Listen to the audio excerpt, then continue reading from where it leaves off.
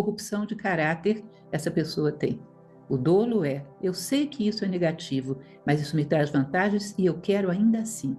É o pior tipo de desvio moral que existe. Eu pago pelo meu prazer a dor dos demais. Eu acho que vale a pena.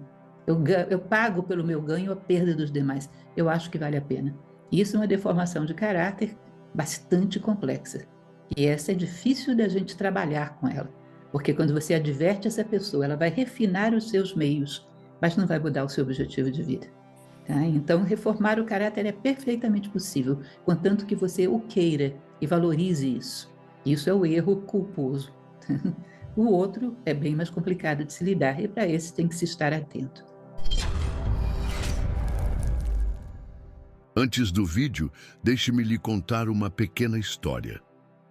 Em uma noite tranquila no vasto Império Romano, um homem se sentava sozinho em seu aposento, refletindo sobre o peso que carregava. Esse homem era Marco Aurélio, o imperador filósofo, um governante admirado por sua sabedoria, mas conhecido, acima de tudo, por sua integridade.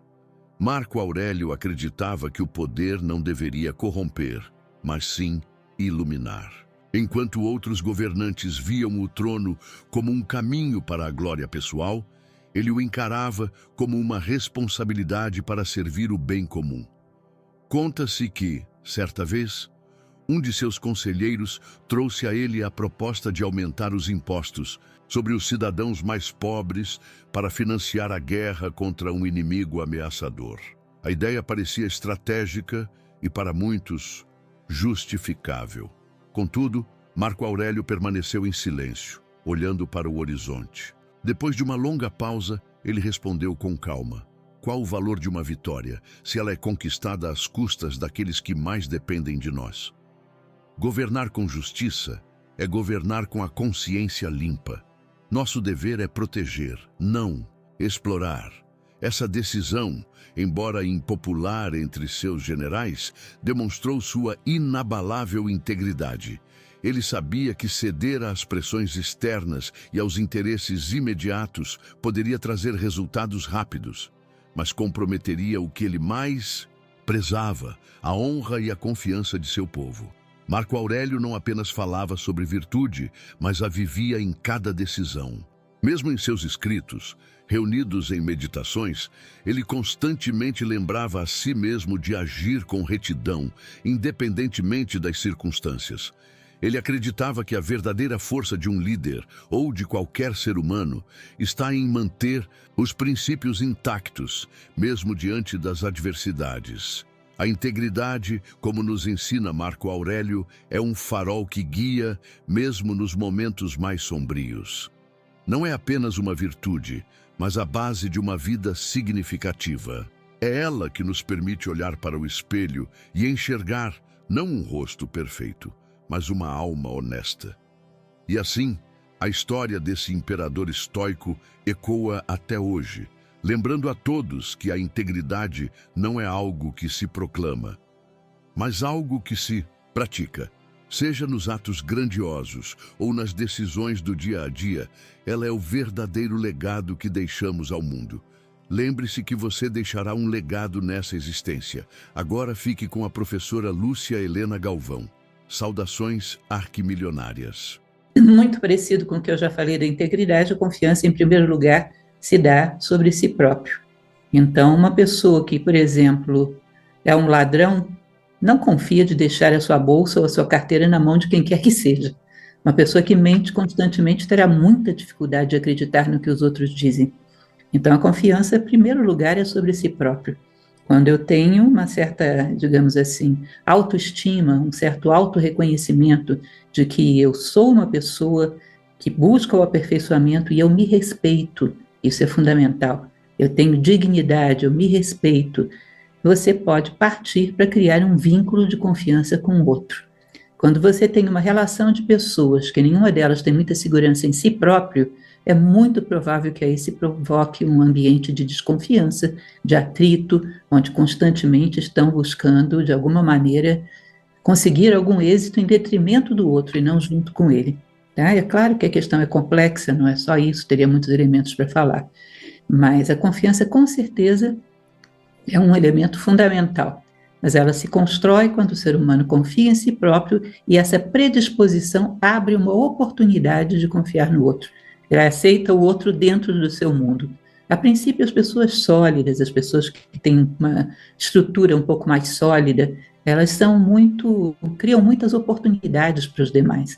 Sempre acham que o outro pode fazer algo bom, sempre veem no outro alguma perspectiva. É muito interessante que pessoas desse tipo, elas sempre olham, porque os seres humanos são uma mistura de várias coisas, elas sempre olham as pessoas a partir daquilo que elas têm de melhor.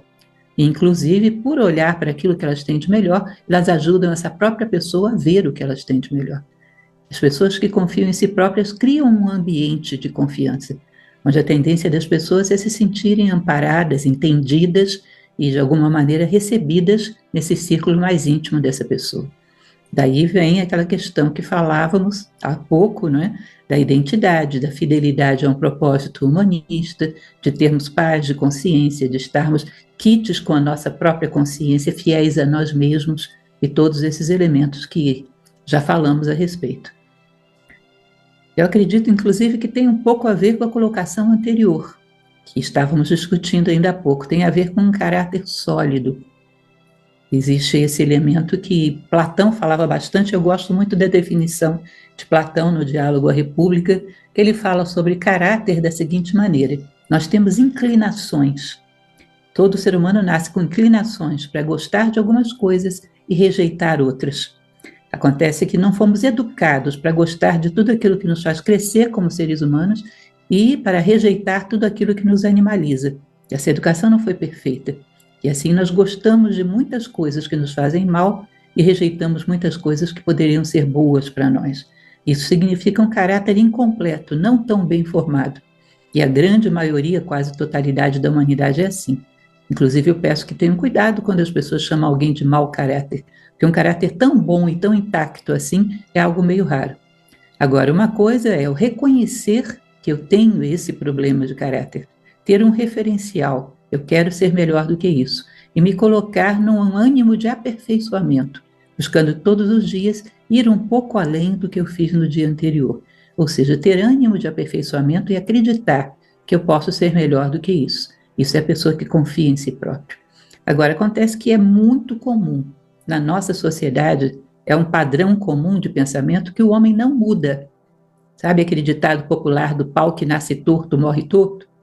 Ou seja, que o homem não é um ser que mude, não é possível melhorar o ser humano, por incrível que pareça, as pessoas acreditam muito nisso, e que não é desejável melhorar o ser humano, porque não necessariamente as virtudes vão fazer com que esse homem tenha acesso às benesses da sociedade, quer ser bem sucedido, ser conhecido, ter fama, ter dinheiro, ter algum tipo de vantagem material. Então, as virtudes não necessariamente conduzem nessa direção. Nós temos uma visão um pouco maquiavélica de que os fins justificam os meios. A famosa frase, que inclusive é injusta, Maquiavel não dizia exatamente isso. Mas tudo bem, nós pensamos dessa maneira. Uma pessoa que tenha destaque, que tenha fama, que tenha fortuna, você não pergunta como ele chegou ali. Você dá a ele todo o reconhecimento que a sua posição exige. Então, não se considera que a virtude tenha muito valor. A partir do momento em que você vai mudando essa visão, em primeiro lugar, o ser humano pode mudar sim, ele veio ao mundo para isso. Segundo lugar, é preciso que você queira transformar a si próprio, que se você não quer, não tem jeito. E, em terceiro lugar, acreditar que o êxito, prosperar, a própria palavra prosperar, significa colocar-se a favor das nossas esperanças. A prosperidade tem muito a ver com essa consistência interna, com a maneira como encaramos a vida como seres humanos. Prosperar é humanizar. Quando a pessoa quer e vê isso como necessidade, aí sim essa é uma pessoa em quem se pode confiar, ainda que ela erre, ela vai ter aperfeiçoamentos. É como se nós disséssemos que existe uma integridade, uma corrupção, perdão, dolosa ou culposa. Uma culposa é aquela que fazemos em virtude da nossa imperfeição, porque não vemos as consequências daquilo que foi feito. E uma dolosa é aquela que nós vemos perfeitamente quais são as consequências daquilo que fazemos e fazemos ainda assim porque acreditamos que isso nos traz uma vantagem e isso é o nosso referencial de vida. Essa é uma deformação de caráter complicada. Já dizia o próprio Platão que os erros do ser humano têm que ser julgados em proporção da consciência que ele tem das consequências desse erro. Então, uma pessoa que perfeitamente consciente do que ela está fazendo faz, porque segundo o seu referencial de vida, isso é o melhor, ela pode ser orientada, ela pode ser advertida, ela pode passar por muitos processos que intimidem esse comportamento dela. Se ela não mudou seu referencial de vida, ela simplesmente vai refinar a sua forma de disfarçar aquilo que ela faz. Ou seja, isso é um tipo de corrupção dolosa, tá? Que nós temos que observar, que saber exatamente que nível de corrupção de caráter essa pessoa tem. O dolo é, eu sei que isso é negativo, mas isso me traz vantagens e eu quero ainda assim. É o pior tipo de desvio moral que existe. Eu pago pelo meu prazer a dor dos demais. Eu acho que vale a pena. Eu pago pelo meu ganho a perda dos demais. Eu acho que vale a pena. Isso é uma deformação de caráter bastante complexa. E essa é difícil da gente trabalhar com ela. Porque quando você adverte essa pessoa, ela vai refinar os seus meios, mas não vai mudar o seu objetivo de vida. Tá? Então, reformar o caráter é perfeitamente possível, contanto que você o queira e valorize isso. Isso é o erro culposo. O outro é bem mais complicado de se lidar, e para esse tem que se estar atento.